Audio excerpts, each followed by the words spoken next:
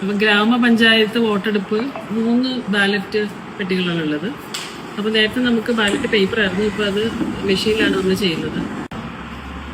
അപ്പോൾ നമുക്കിതിൽ ഗ്രാമപഞ്ചായത്തിൽ മത്സരിക്കുന്ന ആളുകളുടെ കാൻഡിഡേറ്റ്സിൻ്റെ ലിസ്റ്റ് ഉണ്ടാവും, അവരുടെ ചിഹ്നം ഉണ്ടാവും, അതിന് നേരെ ബട്ടണുകളുണ്ടാവും. നമുക്ക് ആർക്കാണ് വോട്ട് ചെയ്യേണ്ടതെന്നുള്ളത് അതിലൊരു ബട്ടൺ അമർത്താം. പിന്നെ ബ്ലോക്കാണ്, ബ്ലോക്കിലും നമുക്ക് അങ്ങനെ കാൻഡിഡേറ്റ്സിൻ്റെ പേരുണ്ടാവും, അതിൻ്റെ കൂടെ അവരുടെ ചിഹ്നങ്ങളും ബട്ടണുകളും ഉണ്ടാവും, അത് അമർത്തുക.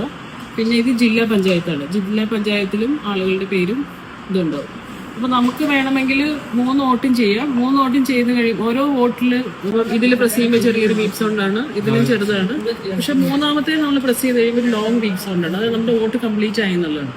ഇപ്പം എനിക്ക് ഇതിൽ ഒരാൾക്ക് ഏതെങ്കിലും ഒരാൾക്കും വേണമെങ്കിൽ എനിക്ക് ചെയ്യാം.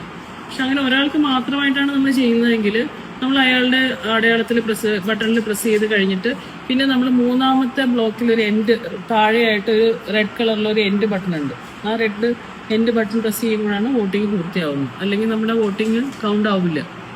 അപ്പോൾ എപ്പോഴും 3 ചെയ്യുന്ന 3 പേർക്കും ചെയ്യുക, അല്ലെങ്കിൽ ഒരാൾക്ക് മാത്രമോ 2 ആൾക്ക് മാത്രമോ ചെയ്തിട്ടുണ്ടെങ്കിൽ ഈ എൻഡ് ബട്ടണും കൂടി അമർത്തണം.